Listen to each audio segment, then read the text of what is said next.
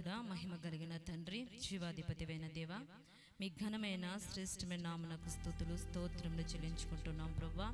ఇంతవరకును ప్రవ్వా నీ దయారెక్కల కింద ప్రవ్వా మమ్మల్ని అందరినీ కూడా భద్రపరచునందుకే మీకు స్తుతులు స్తోత్రములు ప్రవ్వా. ఆమెను ఎంతగానో ప్రేమించి ప్రవ్వా అన్నయ్యని ప్రవ్వా నేను పద్మని ప్రవ్వా నేను ఇద్దరు బిడ్డనిచ్చావు ప్రవ్వా. నా తండ్రి అందరిని బట్టి మీకు స్తుతులు స్తోత్రములు చెల్లించుకుంటున్నాం ప్రవ్వా. మీరు చేసిన మేలులకై ఏమిచ్చినా కూడా ప్రవ్వా నీ రుణము మేము తీర్చలేము తండ్రి. అయా ఇదిగో తండ్రి నేను బిడ్డ పట్ల చేసిన మేలు గొప్పదై ఉంది ప్రవ్వా. నీ కృప నీ కాపుదల బిడ్డల మీద ఉంచావు తండ్రి. అయా అమ్మను ఎంతగానో ప్రేమించిన దేవుడు, గొప్ప కార్యములను జరిగించిన దేవుడు ప్రవ్వా. నీ కృపలో బలపరిచి స్థిరపరచండి తండ్రి. అయా ఏ వర్తమానమైతే ప్రవ్వా మీరు సిద్ధపరిచి ఉంచారు తండ్రి, ఆ వర్తమానము ద్వారా నాతోనూ నీ బిడ్డలతోనూ మీరే మాట్లాడమని అడుగుచున్నారు తండ్రి.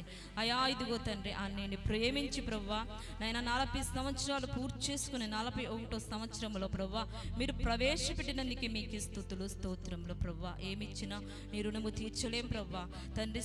సంపూర్ణమైన ఆరోగ్యాన్ని, శక్తిని, బలమును నీ బిడ్డకి దయచేయమని అయా ఇదిగో ప్రవ్వా నా తండ్రి నేను అన్నయ్యని వదిని జతపరిచి ప్రవ్వా 2 కుమారులను ఇచ్చా ప్రవ్వా. కుమారులు బలవంతుని చేతిలో బాణములు అంటే వారని వాక్యలేఖనము సెలవిస్తుంది తండ్రి. ప్రవ్వా నీ కృపలో బలపరిచి స్థిరపరచమని ఆత్మీయ మేలులతో నింపమని నజరేయుడైన యేసుక్రీస్తు వారి కృప కలిగిన నామమున అడిగి వేడుకుంటున్నాము తండ్రి. ఆమేన్. మీ అందరికీ వందనాలమ్మా. దేవుని మహాకృపను బట్టి దేవుడు మనల్ని ఇంతవరకును ఆయన సజీవమైన రెక్కల కింద భద్రపరుచుకున్న దేవునికే మహిమ కలుగును గాక. అందరము చెప్దాం ఆమేన్. చూడండి హల్లెలూయా హల్లెలూయా అందరము చెప్దాం. 2 చేతులు ఎత్తి దేవుని గణపరచు. హల్లెలూయా హల్లెలూయా దేవునికి స్తోత్రం. చూడండి దేవుడు అమ్మని ఎంతగానో ప్రేమించి మరి ఒక కుమారుణ్ణి ఒక కుమార్తెను దేవుడు అనుగ్రహించాడు. దేవుడు వారి జీవితంలో చేసిన మేలు గొప్పదై ఉంది. దేవునికి స్తోత్రము కలుగును గాక.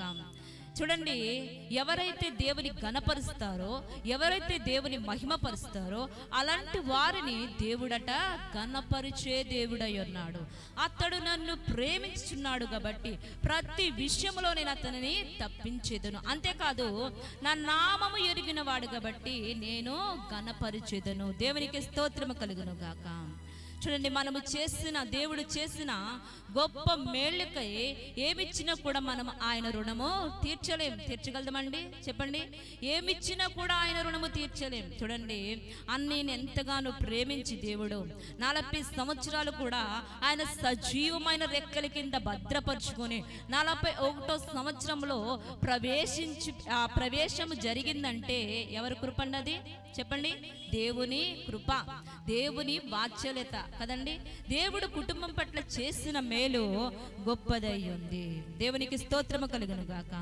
చూడండి తల్లి గర్భములో రూపించబడక మునిపే ఆయన మనలను ఎరిగి ఉన్న దేవుడు. అందుకే దావీదు భక్తుడు ఇలా మాట్లాడతాడు. ఏమనంటే చదువుకుందాం చూడండి.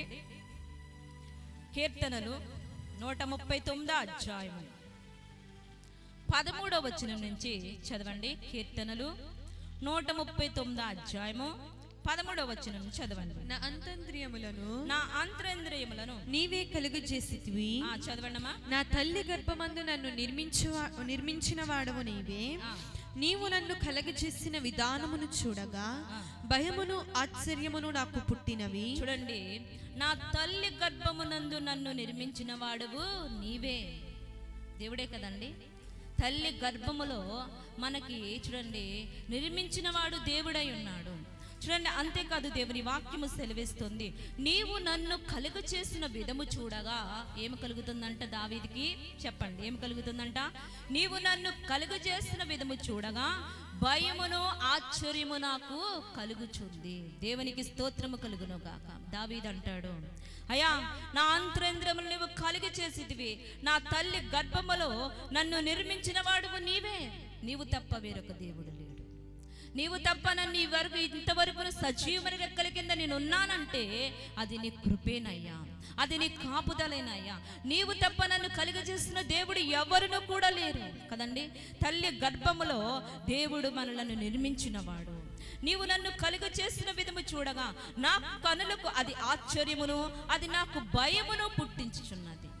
కలుగు చేసిన విధము చూసినప్పుడట అదేమి కలుగుతుందంట, నాకు ఆశ్చర్యమును నాకు భయము కలుగుతుంది కదండి. పిండముగా ఉన్నప్పుడు, తల్లి గర్భములో ఆ పిండముగా ఉన్నప్పుడు చూడండి, స్కానింగ్లు అంటున్నారు ఈ రోజున, అవునా కాదా? పిండము పడగానే ఏమంటున్నారండి, స్కానింగ్ తీయాలండి, లోపల బిడ్డ పొజిషన్ ఎలా ఉందో చూడాలి, వెంటనే స్కానింగ్లు తీస్తున్నారు ఈ రోజులో. అయితే ఆ దినాల్లో స్కానింగ్ ఉందండి? లేదు. ఆ దినాల్లో నిన్ను ఆయన తల్లి గర్భములో ఎప్పుడైతే నిర్మించాడో ఆ దినము మొదలుకొని నీ కాల గతులన్నీ కూడా ఆయన వశములో ఉన్నవి. దేవునికి స్తోత్రము కలుగును గాక. అందుకే అంటాడు దావీదు భక్తుడు, అయ్యా నీవు నన్ను కలుగచేసిన విధముంది చూసావు, అది నాకు భయమును ఆశ్చర్యమును కలుగుతుందయ్యా. నీవు నన్ను కలుగచేసిన విధము నిన్ను చూడగా, నా తల్లి గర్భములో ఉండేటప్పుడు నిన్ను చూడగా అది భయమును నాకు ఆశ్చర్యము కలుగుతుంది. అందుకే దేవుని వాక్యము సెలవిస్తుంది, అందును బట్టి నేను నీకు కృతజ్ఞతాస్తుతులు చెల్లించు. ఎందును బట్టండి? దేవుడు మనల్ని పుట్టించాడు, దేవుడు మనల్ని పోషిస్తున్నాడు, దేవుడు మనల్ని సంరక్షిస్తున్నాడు. అందుకే దేవుని వాక్యము సెలవిస్తుంది, అందును బట్టి నేను నీకు కృతజ్ఞతాస్తుతులు చెల్లించుచున్నాను. నీ కార్యములు ఆశ్చర్య కార్యములు, నీవు కలిగ చేసిన విధము ఆశ్చర్యము, నన్ను నిర్మించిన విధము ఆశ్చర్యమై ఉన్నది. కాబట్టి చూడండి, చదవండి అమ్మ కింద లైన్స్. నేను రహస్యమందు పుట్టిన నాడు భూమి యొక్క అగాధ స్థలములలో విచిత్రముగా నిర్మింపబడిన నాడు నాకు కలిగిన ఎముకలను నీకు మరుగై ఉండలేదు. నేను పిండమునై ఉండగా నీ కనులు నన్ను చూచెను. నియమింపబడిన దినములలో ఒకటైనను కాకమునుపే నా దినములన్నీ గ్రంథములో లిఖితమాయెను. దేవునికి స్తోత్రము కలుగును గాక. చూడండి, నాకు కలిగిన ఎముకలన్నీ కూడా నీకు మరుగై ఉండలేదని దావీదు భక్తుడు మాట్లాడుతున్నాడు. నన్ను నిర్మించావయ్యా, నన్ను పోషించావు, నాకు ఒక్క ఎముక కూడా తక్కువ కాలేదు. నాకు ఒక ఎముక కూడా, ఎన్ని ఎముకలు ఉన్నాయో అన్ని ఎముకలు కూడా నువ్వు లెక్కించి ఉన్నావు. దేవునికి స్తోత్రము కలుగును గాక. చూడండి, ఎవరికైనా ఒక ఎముక తక్కువైతే బ్రతకగలుగుతారండి? బ్రతకలేం కదా. కానీ దేవుడు తల్లి గర్భంలో నిర్మించినప్పుడే ఆయన ప్రతీది కూడా చక్కగా అమర్చాడు మనకి, అవునా కదండి? ప్రతీది కూడా చక్కగా అమర్చాడు. దేవుని వాక్యము సెలవిస్తుంది, నేను పిండమునై ఉండగా నీ కనులు నన్ను చూచెను. నేను పిండమునై ఉండగా, నేను రక్తములో పొర్లులాడుచు ఉండగా, నేను రక్తములో ఉండి పొర్లులాడుచు ఉండగా, చూడండి దేవుడు, చూడండి ఆయన వచ్చంట బ్రతుకు అని సెలవేయగా మనుష్యుడు బ్రతుకుతున్నాడండి. మనం అనుకుంటాం మరి ఏదైనా కానీ దేవుని వాక్యము సెలవిస్తుంది, పిండముగా ఉన్నప్పుడు ముద్ద వలె ఉంటది, అవునా కాదండి? అవునా? పిండముగా ఉన్నప్పుడు ఎలా ఉంటదంట, ఒక ముద్దలాగా, రక్తము ముద్ద అండి. ఆ ముద్ద చూడండి అటు ఇటు తల్లి రక్తములో ఆ పొనులాడుచున్నప్పుడు దేవుని కనులు నిన్ను చూసినవి. దేవుని కనులు నిన్ను చూసి, దేవుని వాక్యము సెలవిస్తుంది, నేను పిండమునై ఉండగా నీ కనులు నన్ను చూచినవి. నియమింపబడిన దినములలో ఒక్కటైనను కాకమునిపే నా దినములన్నీ కూడా నీ గ్రంథములో ఉన్నాయి. నియమింపబడిన దినములలో ఒక్కటైనను కాకమునిపే నా దినములన్నీ కూడా నీ గ్రంథములో లిఖితమైనవి. దేవునికి స్తోత్రము కలుగును గాక. చూడండి, ఒక శిశువు పుట్టాలంటే ఆ తల్లి ఎన్ని నెలలు మోయాలండి? మీరు చెప్పండి. 9 నెలలు మోయాలి, అవునా కాదా? ఆ రోజుల్లో డాక్టర్స్ చూసి మీకు చక్కగా స్కానింగ్లు ఉన్నాయండి, ఆ రోజుల్లో లేవు కదండి. అందరూ కూడా ఏమంటారంటే నెలలు గడుస్తున్న కొద్దీ బిడ్డను కంటాకి ఎలా ఉంటుందండి, ఒక ఆశ ఉంటుంది తల్లికి, అవునా కాదా? ఒక బిడ్డ భూమి మీద పడాలంటే నేను కుమార్తెనో కనబోతున్నాను. ఆ యొక్క బిడ్డ చూడండి పిండముగా ఉన్నప్పుడట ఆ నెలలు జరుగుతూ ఉండగా ఆ బిడ్డ ఏమనుకుంటుందంటే ఇదే నా ప్రపంచం, ఇదే నా లోకం అనుకుంటుంది. అనుకోదా? 9 నెలలు కూడా ఈ లోకపు వెలుగును చూడదు ఆ బిడ్డ. చూస్తుందండి, ఈ లోకపు వెలుగును చూడదు. అయితే 9 నెలలు పూర్తయిన తర్వాత మరో లోకానికి వస్తుంది. ఏంటండి? తల్లి గర్భంలో ఉన్నంతసేపు కూడా ఇదే నా లోకం, ఇదే నా ప్రపంచం అనుకుంటుంది. మరి ఎప్పుడైతే 9 నెలలు గడిచిన తర్వాత ఆ బిడ్డ భూమి మీద పడగానే మరొక లోకం ఉంది. ఏముందండి? మరొక లోకం ఉంది. మనము కూడా చూడండి, ఈ లోకములో ఉన్నాము. రేపొద్దున్న ఆయన త్వరగా రాబోతున్నాడు. ఆ పరలోక రాజ్యంలో మనము ప్రవేశించాలంటే ఎలా ఉండాలండి? యేసు ప్రభువుని సొంత రక్షకుడుగా అంగీకరిస్తే మనము నిత్య రాజ్యములో ప్రవేశిస్తాము. దేవునికి స్తోత్రము కలుగును గాక. మనం అనుకుంటాం ఇదే కదా లోకం, ఇదే కదా జీవితం అనుకుంటాం. కానీ ఇది ముగిసిన తర్వాత మనకు మరొక జీవితం ఉంది. ఎంతమంది తెలుసండి మరొక జీవితం ఉందని? చెప్పాలి, చేతులు ఎత్తండి. మరొక జీవితం ఉందా లేదా? ఇదే శాశ్వతమా? చెప్పండి. ఇహలోక సంబంధమైనదే శాశ్వతమైన జీవితమా? కాదు. ఇహలోక సంబంధమైనది శాశ్వతమైన జీవితము కాదు, కానీ పరలోక సంబంధమైనది మనకు శాశ్వతమైన జీవితం, నిత్య నివాసము. మనం ఎక్కడ ఉండాలంటే ఆ పరమ తండ్రితో మనం ఉండాలి. అవునా కదండి? ఈ జీవితం ముగిసిన తర్వాత మనం నిత్య రాజ్యములో ప్రవేశించాలి. అంటే ఈ లోకములో మనము యేసు ప్రభుని సొంత రక్షకుడుగా అంగీకరించి ఎవరైతే ఆయన రక్తములో కడగబడతారో వారికి నిత్య రాజ్యం ఉందని దేవుని వాక్యము సెలవిస్తుంది. దేవునికి స్తోత్రము కలుగును గాక. ప్రపంచ మానవాళి కొరకు ఆయన శిలువ రక్త బలియాగము ద్వారా ప్రతి మానవునికి కూడా పాప విమోచన దొరుకుతుంది. దేవునికి స్తోత్రము కలుగును గాక. తల్లి గర్భములో నిర్మించుకున్న దేవుడు, నేను పుటమ వేసిన దేవుడు, నీ యొక్క ఆ యొక్క గ్రంథములో నీ యొక్క దినములన్నీ కూడా రాసుకున్న దేవుడు, నీ జీవితంలో ఆయన అద్భుత కార్యము చేయగలిగిన దేవుడు కదండి. తల్లి గర్భములు వేసిన నాడే నీ కాల గతులన్నీ ఆయన వశములో ఉన్నాయి. అది మరవకూడదు మనం. చూడండి, ఒక తల్లి బిడ్డకు జన్మనివ్వాలంటే చూడండి, మనము కూడా కన్నాం కదా బిడ్డల్ని. కనినప్పుడు ఎంత వేదన అండి, అవునా కదా? ఒక బిడ్డకు జన్మనివ్వాలంటే ఆ తల్లి మళ్ళా పునర్జన్మ పొందినట్లే, చచ్చి బ్రతికినట్లే ఆ తల్లి, అవునా కదండి? చనిపోయి మరలా బ్రతికినట్లే జీవితం. అలాంటి విలువైనది నీ జీవితం. చూడండి, నీకు అలాంటి జీవితం ఈ లోకంలో దేవుడు నీకు అనుగ్రహించాడంటే దేవుని వాక్యము సెలవిస్తుంది. చదవండి. నియమింపబడిన దినములలో, మైక్ తీసుకోండి. నియమింపబడిన దినములలో ఒకటైనను కాకమునుపే నా దినములన్నీ నీ గ్రంథములో లిఖితములాయెను. దేవా, నీ తలంపులు నాకెంతో ప్రియమైనవి. వాటి మొత్తం ఎంత గొప్పది. వాటిని లెక్కించదననుకొంటినా అవి ఇసుక కంటేను లెక్కకు ఎక్కువై ఉన్నవి. మన తలంపుల కంటే దేవుని తలంపులు ఎత్తు ఎంతో గొప్పదట. దేవునికి స్తోత్రము కలుగును గాక. మన తలంపుల కంటే దేవుని తలంపులు చాలా ఎత్తైనవి. మనం ఇక్కడ వరకే ఆలోచిస్తాం, కానీ దేవుడు అంటాడు ఇది కాదు నీ జీవితం, నిన్ను ఒక స్థాయిలో చూడాలనుకుంటాం. అవునా కదండి? మన బిడ్డల్ని మనం ఒక స్థాయిలో చూడాలనుకుంటాం, ఒక రేంజ్లో చూడాలనుకుంటాం. దేవుని బిడ్డలు ఎప్పుడు కూడా తలదించుకోవటం దేవునికి ఇష్టం ఉండదు. దేవుని బిడ్డలు ఎప్పుడు కూడా కింద వారిగా ఉండటం దేవునికి ఇష్టం ఉండదు. ఎందుకంటే అతడు నన్ను ప్రేమించుచున్నాడు కాబట్టి, నేను ప్రతి విషయంలో అతడు నన్ను ఘనపరుస్తున్నాడు కాబట్టి నేను అతనిని ఘనపరిచేదను. దేవునికి స్తోత్రము కలుగును గాక. అందుకే దేవుని వాక్యము సెలవిస్తోంది, దేవా, నీ తలంపులు నాకు ఎంతో ప్రియమైనవి, వాటి ఎత్తు ఎంతో గొప్పది. వాటిని లెక్కించదనని అనుకుంటున్నా అవి ఇసుక కంటేను లెక్కకు ఎక్కువై ఉన్నవి. దేవునికి స్తోత్రము కలుగును గాక. ఇసుకను మనం లెక్క పెట్టగలమండి? చెప్పండి. లెక్క పెట్టలేం. మనం కూర్చుని లెక్క పెట్టినా ఏది కూడా సరిపోదు, టైం అనేది సరిపోదు, మన జీవిత కాలం అంతా కూడా సరిపోదు.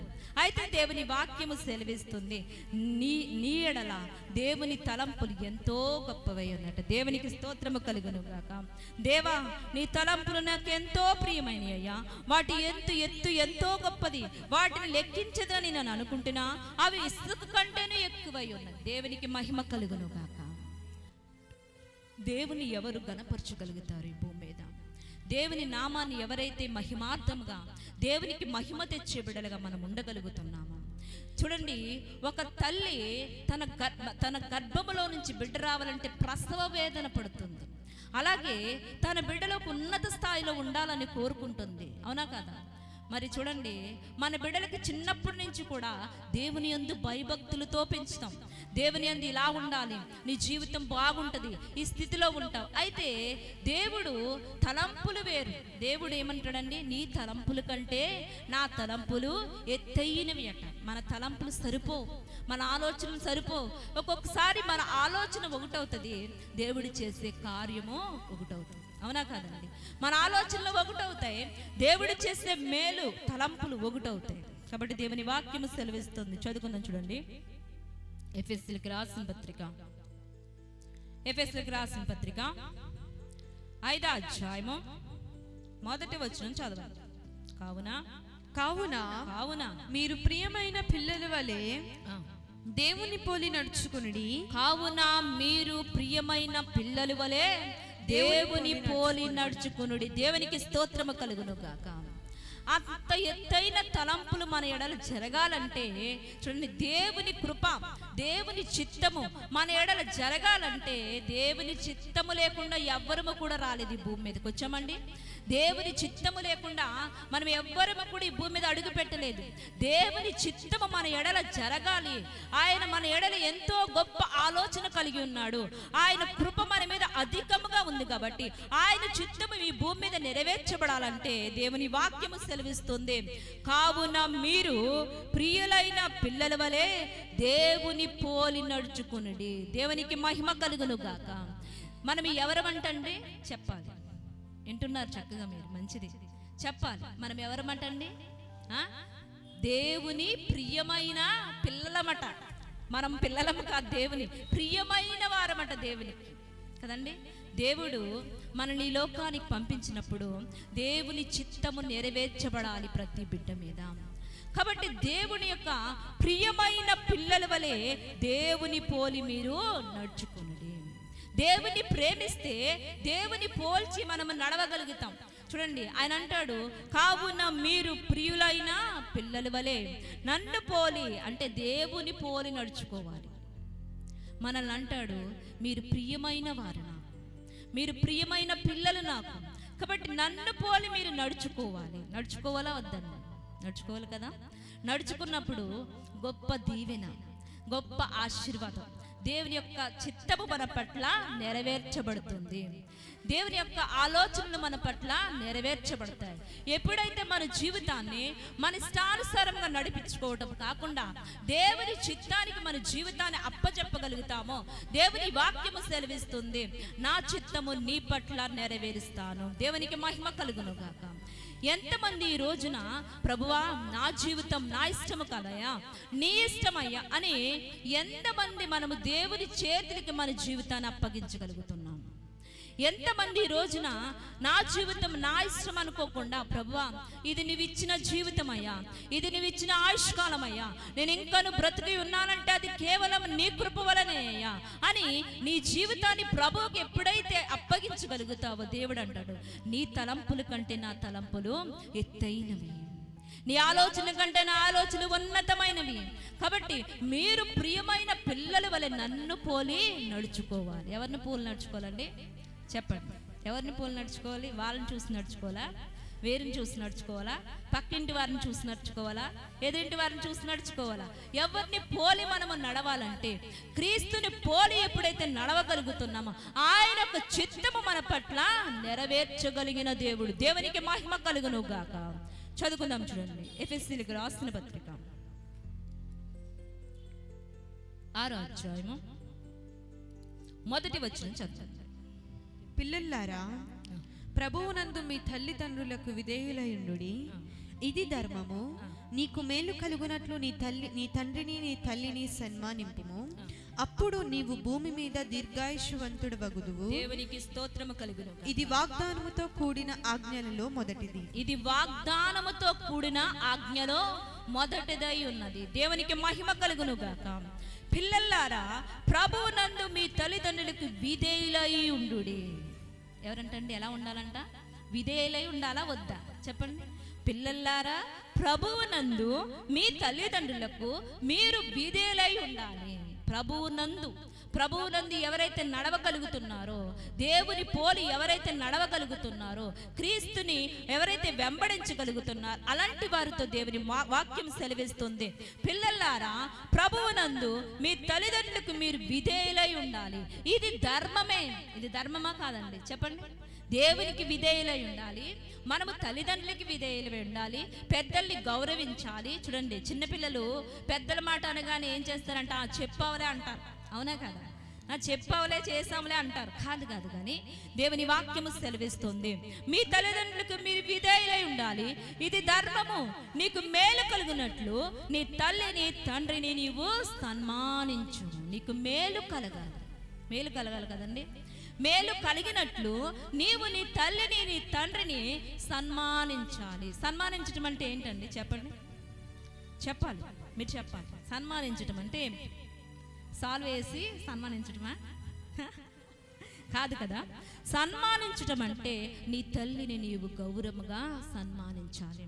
నీ తల్లిని నీ కొరకు చూడండి ఎన్నో నొప్పులు పడుతూ కానీ ప్రసవ వేదన అనుభవించి ఈ భూమి మీద ఇంకా నువ్వు బ్రతికి ఉన్నావంటే అది దేవుని కృప. నీ తల్లి నీ కొరకు ప్రాణం పెట్టిందా లేదండి? ప్రతి తల్లి ప్రాణం పెడుతుంది కదండి. కన్నప్పుడు నాకు తెలుసు, నేను ఫస్ట్ దర్శిని కన్నప్పుడు ఎంత బాధ అనుభవించానో అది నాకు తెలుసు. మనం ఒక బాధను అనుభవిస్తూ బిడ్డలు కంటున్నామంటే బిడ్డలు ప్రయోజకులుగా ఉండాలి. అవునా కదండి? అందుకే దేవుని వాక్యము సెలవిస్తుంది, నీకు మేలు కలిగినట్లు నీ తల్లిని తండ్రిని నీవు సన్మానించాలి. సన్మానించటం అంటే చూడండి, చక్కగా తల్లి తండ్రులను గౌరవించే బిడ్డలుగా మనం ఉండాలి అని దేవుని వాక్యము సెలవిస్తుంది. అప్పుడు నీవు భూమి మీద దీర్ఘాశాంతుడు అవుతావు. ఇది వాగ్దానముతో కూడిన ఆజ్ఞలలో మొదటిదట. వాగ్దానముతో కూడిన ఆజ్ఞల్లో మొదటిదై ఉంది. తల్లిదండ్రుల మాట వినాలి, తల్లిదండ్రులకి విధేయులుగా ఉండాలి, తల్లి మాట తండ్రి మాట వినాలి. వారికి ఎప్పుడైతే విధేయులుగా ఉండి వారి సన్మానిస్తూ నువ్వు నడవగలుగుతావో భూమి మీద నీకు దీర్ఘాయువు కలుగుతుంది. దేవునికి స్తోత్రము కలుగునుగాక. దేవుని వాక్యము సెలవిస్తుంది, నా వలన నీకు దీర్ఘాయువు కలుగును. ఎవరి వలన దీర్ఘాయువు అంటే చదువుకుందాం చూడండి. సామెతలు 9వ అధ్యాయము 11వ వచనం చదువు. నా వలన నీకు దీర్ఘాయువు కలుగును, నీవు జీవించిన సంవత్సరములు అధికమవుతాయి. ఎప్పుడు అధికమవుతాయండి? చెప్పాలి. ఇప్పుడు మీరు విన్నారు చక్కగా. ఎప్పుడు అధికమవుతాయట? తల్లిదండ్రులను సన్మానించినప్పుడు, తల్లిదండ్రులను గౌరవించినప్పుడు, తల్లిదండ్రులకు విధేయత చూపినప్పుడు. అందుకే దేవుని వాక్యము సెలవిస్తుంది, నీకు దీర్ఘాయువు కలుగును, నా వలన నీకు దీర్ఘాయువు కలుగును, నీవు జీవించిన సంవత్సరములన్నీ కూడా అధికమవుతాయి. అవ్వండి. ఎవరి వలన దీర్ఘాయువు కలుగుతుందట? దేవుని వలన దీర్ఘాయువు కలుగు చేస్తున్నాడు. దేవుని వలన దీర్ఘాయువు కలుగుతుంది. అంతేకాదు నీవు జీవించిన సంవత్సరములన్నీ కూడా అధికము చేస్తాడట దేవుడు. దేవునికి స్తోత్రము కలుగును. అధికము చేయటంతో పాటు దేవుని వాక్యము సెలవిస్తుంది. చదువుకుందాం చూడండి. కీర్తనలు 65వ అధ్యాయము, కీర్తనల 25వ అధ్యాయం 11వ వచనం చదవండి. సంవత్సరమును నీ దయా కిరీటము ధరింపజేసి, నీకు దయా కిరీటమును ధరింపజేయుచున్నాను. నీ జాడల సారము వెదజల్లుచున్నది. దేవునికి స్తోత్రము కలుగును గాక. సంవత్సరమును నీ దయా కిరీటమును నేను ధరింపజేసి ఉన్నాను. ఏ కిరీటం అంట ఇది? చెప్పాలి. ఏ కిరీటం అంట? దయా కిరీటం అంట. దేవునికి మహిమ కలుగును గాక. కిరీటం ఎవరు పెట్టుకుంటారు చెప్పండి? మీరు ఇప్పుడు మిమ్మల్ని అడుగుతున్నాను, మీరు చెప్పండి. కిరీటం ఎవరు పెట్టుకుంటారు? రాజు. Very good. రాజు పెట్టుకుంటాడు కదా కిరీటం. ఈ లోక సంబంధంగా ఆలోచన చేస్తే రాజు కిరీటాన్ని ధరిస్తాడు. అవునా కదా? మరి చూడండి, అక్కడ మొర్దెకై విషయంలో రాజు హామాను పిలిచి ఏమంటున్నాడంటే, అయ్యా హామాను, రాజుని గణపరచిన వారిని ఎలా గణపరచాలి అని అడుగుతాడు. అవునా కదా? అడిగినప్పుడు హామాను ఏమనుకుంటాడంటే, రాజు నన్ను తప్ప ఎవరిని కూడా గణపరచలేడు కదా, రాజు నన్నే గణపరుస్తాడు, ఎవరిని గణపరచడని, అయ్యా రాజు వస్త్రాలు ఇవ్వాలి, రాజకిరీటం పెట్టాలి, అన్ని రాజు ఉంగరం పెట్టాలి, అన్ని పెట్టాలి, రాజు నడిచే దోవ చూపించాలి అన్నప్పుడు ఈ హామాన్ అంటాడు, వెళ్ళి నువ్వు అన్నట్లుగా మొర్దెకైకి జరిగించు. ఏమంటున్నాడు? మొర్దెకైకి జరిగించు అన్నప్పుడు ఈ హామాన్ అలాగ నుంచుని పోయాడట. చూడండి, ఈ లోక సంబంధమైన కిరీటము కాదు కానీ పరలోక సంబంధమైన జీవ కిరీటము మనకు దాచబడి ఉంది. దేవునికి మహిమ కలుగును గాక. ఈ లోక సంబంధమైన కిరీటము చూడండి మంచిదే. మొర్దెకైకి ఆ యొక్క కిరీటం ఇచ్చారు, రాజవస్త్రాలు పెట్టారు, రాజు ఒక గుర్రాలు ఇచ్చారు, ఊరేగిస్తున్నారు. హామాను ఆ యొక్క మొర్దెకైకి జై జై కొడుతున్నాడు. చూడండి, ఈ లోక సంబంధమైన రాజుల కంటే, ఆయన రాజుల కంటేను ప్రభువుల ప్రభువు కంటే ఆయన మహిమ కలిగిన రాజై ఉన్నాడు. దేవునికి మహిమ కలుగును గాక. ఈ లోక సంబంధమైన కిరీటము కాదు కానీ ఆ పరలోక సంబంధమైన కిరీటము కొరకు మనకు దాచబడిన ధనము ఎక్కడుందండి? ఇక్కడ ఉందా? పరలోకంలో ఉందా? పరలోకంలో దాచబడి ఉంది. దేవునికి మహిమ కలుగును గాక. అందుకే దేవుని వాక్యము సెలవిస్తుంది, సంవత్సరమును నీ దయా కిరీటమును నేను నీకు ధరింపచేసి ఉన్నాను. సంవత్సరమును దయా కిరీటం అట. ఏ కిరీటం అండి ఇది? దయతో కూడిన కిరీటం. దేవునికి మహిమ కలుగును గాక. నీవు దయా కిరీటమును ధరింప చేసుకున్న బిడ్డగా ఉండాలట. దయ పొందాలి. అవును కదండి? దేవుని యొక్క వాక్యము సెలవిస్తుంది, దేవుని దయ మనుషుల దయలో ఎల్లప్పుడూ కూడా వర్ధిల్లే బిడ్డలుగా ఉండాలట. దేవుని దయ ఉండాలా? మనుషుని దయ ఉండాలి, దేవుని కృప ఉండాలి. అవును కదండి? ఎల్లప్పుడూ అలాంటి వారు ఎలా వర్ధిల్లుతారట చెప్పండి? ఆయన నామము మహిమార్థము కొరకే వారు వర్ధిల్లుతూ ఉంటారట భూమి మీద. దేవునికి మహిమ కలుగును గాక. దేవుని వాక్యము సెలవిస్తుంది. చదువుకుందాం చూడండి. 91వ కీర్తన, 91వ కీర్తన, కీర్తన గ్రంథం 91వ కీర్తన 14వ వచనం చదవండి అమ్మా. అతడు నన్ను ప్రేమించుచున్నాడు కనుక నేను అతనిని తప్పించెదను. అతడు నా నామమును ఎరిగినవాడు గనుక నేను అతనిని గణపరచెదను. అతడు నాకు మొర్రపెట్టగా నేను అతనికి ఉత్తరమిచ్చెదను. శ్రమలలో నేను అతనికి తోడై ఉండెదను. అతన్ని విడిపించి అతన్ని గొప్ప చేసేదను. దీర్ఘాయుష్యు చేత అతనిని తృప్తిపరిచెదను. నా రక్షణ అతనికి చూపించెదను. దేవునికి మహిమ కలుగును గాక. ప్రతి విషయంలో కూడా మనము దేవుని ప్రేమించేవారుగా ఉండాలి. అవునా కదండి? చెప్పండి. మనము ప్రతి విషయంలో కూడా దేవుని ప్రేమించే బిడ్డలట. దేవుని వాక్యము సెలవిస్తుంది, అతడు నన్ను ప్రేమించుచున్నాడు కనుక నేను అతనిని తప్పించేదను. ఎలా తప్పిస్తాడండి? అపాయం వచ్చినప్పుడు దేవుడు తప్పిస్తాడు.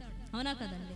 శ్రమలు వచ్చినప్పుడు దేవుడు తప్పిస్తాడు, నిందలు వచ్చినప్పుడు దేవుడు తప్పిస్తాడు, అవమానాలు వచ్చినప్పుడు దేవుడు తప్పిస్తాడు. అతడు నన్ను ప్రేమించున్నాడు కాబట్టి ప్రతి విషయంలో కూడా అతని నేను తప్పించేదను. అంతేకాదు, అతడు నా నామము ఎరిగిన వాడు కనుక నేను అతనిని ఘనపరచేదను. ఎవరి నామమట? దేవుని నామము ఎరిగి ఉండాలి. యెహోవా నామము ఘనమైనది, ఆయన నామము పూజింపదగినది. ఆ నామమును ఎవరైతే ఎరిగి ఉంటారో వారిని నేను ఘనపరిచేదను. దేవునికి స్తోత్రము కలుగును గాక. అతడు నాకు మొర్ర పెట్టగా నేను అతనికి ఉత్తరమిచ్చేదను. శ్రమలలో అతనికి నేను తోడై ఉందను. దేవుని ప్రేమించే వారికి దేవుడు ఎల్లవేళలా కూడా తోడై ఉంటాడు. దేవుడు కృప చూపుతాడు. అతన్ని విడిపించి అతను నేను గొప్ప చేసేదను. దేవుడు గొప్ప చేసే దేవుడా కాదండి? చెప్పండి. మళ్ళీ ఎప్పుడు కూడా ఉన్నతముగా దేవుడు ఆలోచిస్తాడు. మనం ఇంతవరకు ఆలోచించుకుంటాం, మన జీవితం ఇక్కడితోనే ఆగిపోవచ్చేమో, కానీ దేవుడు నీ కొరకు దాసి ఉంచిన మేలు గొప్పదని దేవుని వాక్యము సెలవిస్తుంది. అది ఇసుక కంటేనూ ఎత్తైనదట. ఇసుకను లెక్కించగలమండి ఆయన కృపలో? అందుకే దేవుని వాక్యము సెలవిస్తుంది, అతన్ని విడిపించి అతను నేను గొప్ప చేసి దీర్ఘాయువు చేత అతని తృప్తిపరిచి నా రక్షణ నేను అతనికి దయచేయబోతున్నాను. దేవునికి స్తోత్రము కలుగును గాక. రక్షణ మన జీవితంలో రక్షణ చాలా ఇంపార్టెంట్ అయిన విషయం. రక్షణ తీసుకుని దేవుని మందిరానికి వెళుతూ దేవుని సహవాసములో ఉంటూ రక్షణ తీసుకున్న వారికి ఆ నిత్య రాజ్యములో ప్రవేశం ఉందని దేవుని వాక్యము సెలవిస్తుంది. ఎందరైతే నన్ను అంగీకరిస్తారో వారందరికీ కూడా దేవుని ప్రేమ సొంతం. అవునా కదండి? ఎందరైతే అంగీకరించి దేవుని ఘనపరచ బిడ్డలుగా ఉంటారో అతని శ్రమలలో అతను నేను విడిపిస్తాను. అతనికి నేను తోడై ఉంటాను, దీర్ఘాయువు చేత అతను నేను తృప్తిపరిచేదను, అంతేకాదు నా రక్షణ నేను అతనికి చూపించేదను. దేవునికి మహిమ కలుగును గాక. రక్షించగలిగిన దేవుడు, శ్రమలో నుండి విడిపించగలిగిన దేవుడు, నువ్వు నమ్ముకున్న నీ దేవుడు నీకు ఆధారమై ఉన్నాడు. దేవునికి మహిమ కలుగును గాక.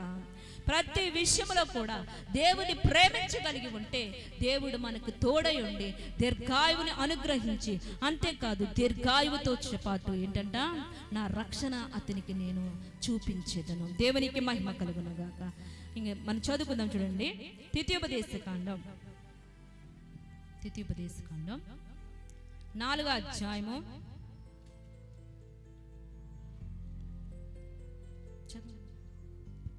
ద్వితీయోపదేశకాండం 4వ అధ్యాయము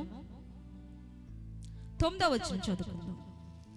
అయితే నీవు జాగ్రత్త పడము, నీవు కనులారా చూచిన వాటిని మరవకుండునట్లు, అవి నీ జీవిత కాలమంతయు నీ హృదయములో నుండి తొలగిపోకుండునట్లు నీ మనస్సును బహు జాగ్రత్తగా నీవు కాపాడుకునము. నీ కుమారులకు వాటిని నేర్పుము. కుమారులకు కూడా వాటిని నేర్పాలట. అయితే చూడండి, ఇన్న వాక్యాన్ని నీవు కనులారా చూసిన వాటిని మరవకుండానట్లు అవి నీ జీవిత కాలం అంతయు కూడా నీ హృదయములో నుండి, ఎక్కడండి చెప్పాలి, నీ హృదయములో నుండి తొలగిపోకుండానట్లు నీ మనస్సును బహు జాగ్రత్తగా నువ్వు కాపాడుకోవాలట. ఎన్న వాటిని విడిచిపెట్టకూడదు.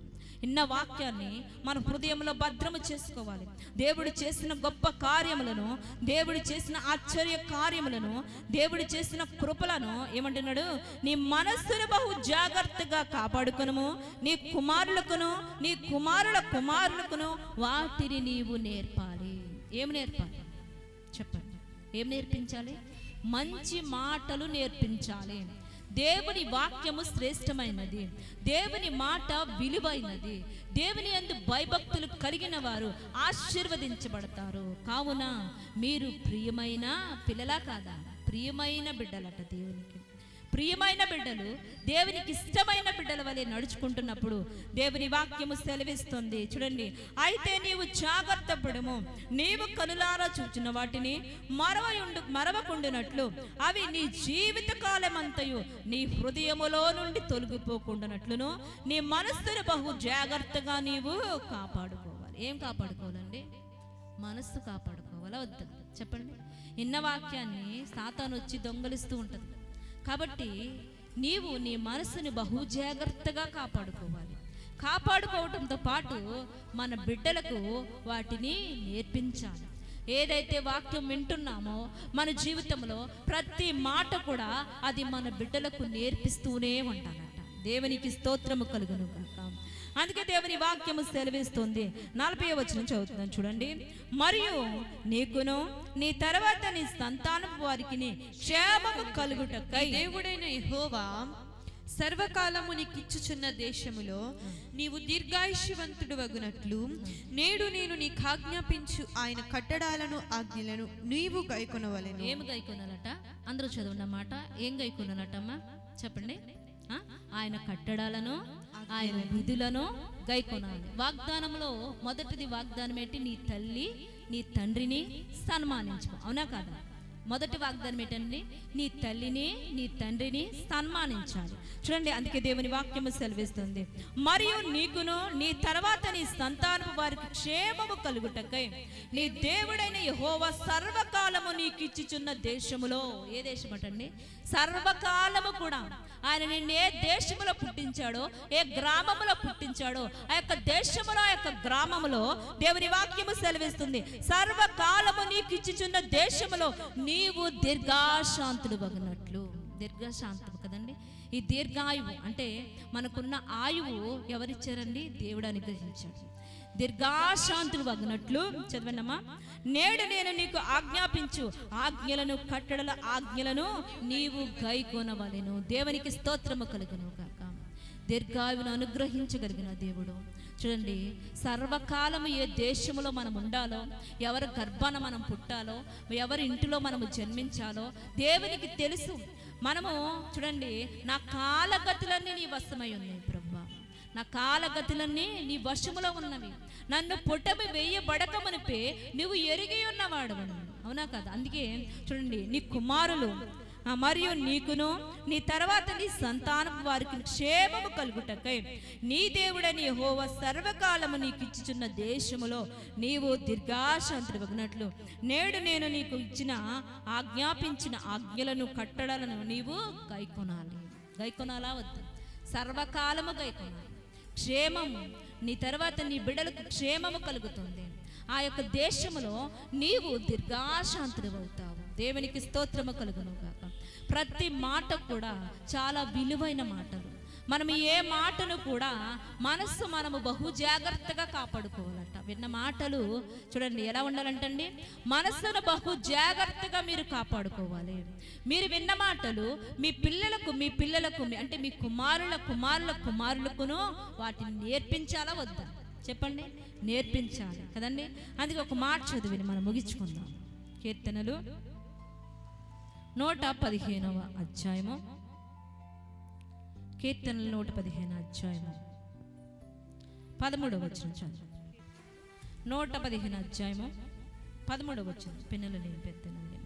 పిన్నలనేమి పెద్దలనేమి తన యందు భయభక్తులు గల వారిని యెహోవా ఆశీర్వదించును. యెహోవా మిమ్మును మీ పిల్లలను వృద్ధి పొందించును. భూమి ఆకాశములను సృజించిన యెహోవా చేత మీరు ఆశీర్వదింపబడిన వారు. చూడండి, పిన్నలనేమి పెద్దలనేమి తన యందు భయభక్తులు గల వారిని యెహోవా ఆశీర్వదించును. పిల్లలు పెద్దలు అందరూ కూడా ఎలా ఉండాలంట? దేవుని యందు భయభక్తులు కలిగి ఉండాలి. పిల్లలు ఉండాలా వద్దా? చెప్పండి, ఉండాలి కదా. సండే స్కూల్కి వస్తున్నామంటే ఎలా ఉండాలని చెప్తున్నారు?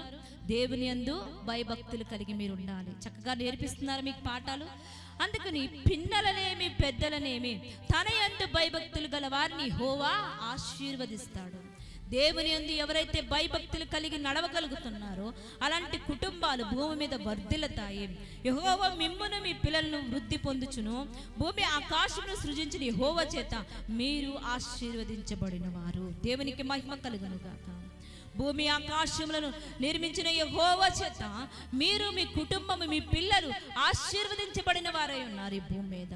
దేవునికి స్తోత్రము కలుగును గాక. అందుకే దేవుని వాక్యము సెలవిస్తుంది, అతడు నన్ను ప్రేమించాడు కనుక నేను అతనికి దీర్ఘాయువును కలుగచేశాను. అంతేకాదు, అతని నామము నేను గొప్ప చేయటం ప్రారంభించాను. దేవునికి స్తోత్రము కలుగును. విన్న ప్రతి మాట కూడా మనము చాలా శ్రద్ధగా విన్నాం కాబట్టి మన మనసును బహు జాగ్రత్తగా కాపాడుకున్నాం. సర్వకాలము నిన్ను ఏ దేశంలో దేవుడు నిర్మించాడో, ఏ గ్రామంలో నిన్ను పుట్టించాడో, నీవు నీ బిడ్డలు వారందరూ కూడా దీవించబడతారు, ఆశీర్వదించబడతారని దేవుని వాక్యము సెలవిస్తుంది. ప్రతి విషయము కూడా దేవుని ఎదుట భయభక్తులు కలిగి మనము నడవగలుగుతున్నప్పుడు దేవుడు మనలను మన కుటుంబాలను దీవించి ఆశీర్వదించే దేవుడు. కాబట్టి ప్రతి విషయములో కూడా మనము ఎవరిని గణపరిచేవారు ఉండాలట? చెప్పండి, ప్రతి విషయములో కూడా ఎవరిని గణపరచాలండి? దేవుని గణపరచాలి. కీడు జరిగితే గణపరుస్తామా? మేలు జరిగితే గణపరుస్తాం. కానీ నీకు కీడైనను మేలైనను, అది శ్రమైనను వేదనైనను, నీవెప్పుడు కూడా దేవుని గణపరుస్తూ వెళ్తున్నప్పుడట ఆయన నిన్ను గొప్ప చేసి నీ నామము అన్యజనుల మధ్యన గణపరిచే దేవుడై ఉన్నాడు. దేవునికి స్తోత్రము కలుగును గాక. అందుకే పిన్నలనేమి పెద్దలనేమి తన యందు భయభక్తులు కలిగిన వారు. పెద్దలు ఒక్కళ్ళే అని చెప్తున్నాడండి ఇక్కడ, చెప్పట్లేదు.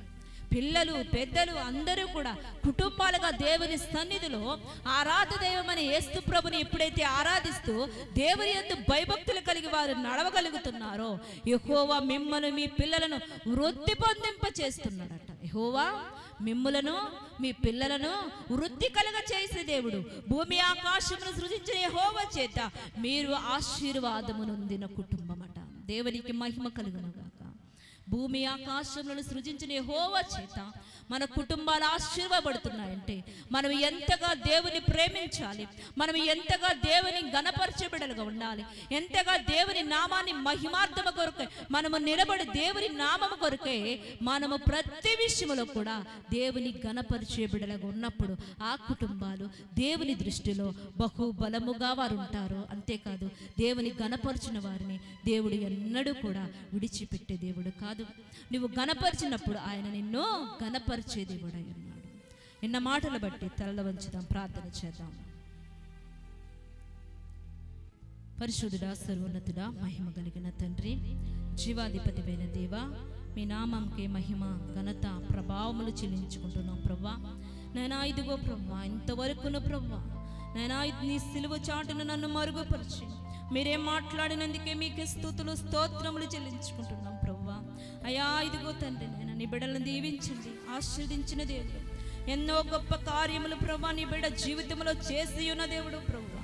నేను అమ్మ పట్ల చేసిన మేలులకై మీకే స్తుతులు స్తోత్రములు యేసయ్యా. ఏమిచ్చినా కూడా నీ రుణము తీర్చలేమయ్యా, ఏమిచ్చినా కూడా నీ రుణము మేము తీర్చలేమయ్యా. అయ్యా నీకే కృతజ్ఞతాస్తుతులు స్తోత్రములు చెల్లించుకుంటున్నాం ప్రభా. అమ్మని ప్రేమించి ప్రభా ఇదిగో తండ్రి అన్నయ్యని బుజ్జిని నేను ఇచ్చావు ప్రభా. కుమారుని కుమార్తెను అనుగ్రహించిన దేవుడు, కుమారుడి విషయంలో చేసిన మేలు గొప్పదై ఉంది తండ్రి. అన్నయ్యని వదిని ప్రభ జతపరిచి 2 కుమారులు ఇచ్చావు ప్రభా. అలాగే నా తండ్రి నేను పద్మని మునిషిని జతపరిచి కుమారుని కుమార్తెను అనుగ్రహించిన దేవుడు. ఈ కుటుంబము యెహోవా చేత ఆశీర్వదించబడిన కుటుంబాలుగా ఉంటాయని వాగ్దానము చేస్తున్న దేవుడు ప్రభా. అయ్యా నిన్ను ప్రేమించిన వారిని ప్రతి విషయంలో కూడా వారికి దీర్ఘాయువుతో నేను నింపుతున్నాను, నా రక్షణ నేను అతనికి చూపించబోతున్నానని సెలవిచ్చుచున్న దేవుడు. అట్టి ఆశీర్వాదములు, అట్టి కృప నీ బిడ్డల మీద మెండుగా దయచేయమని ప్రభువా దీవించి ఆశీర్వదించి నీ కృపలో బలపరచమని, సమస్త విషయాలలో కృప చూపించి నడిపించమని యేసయ్య నామమున అడిగి వేడుకుంటున్నాము తండ్రి. ఆమేన్.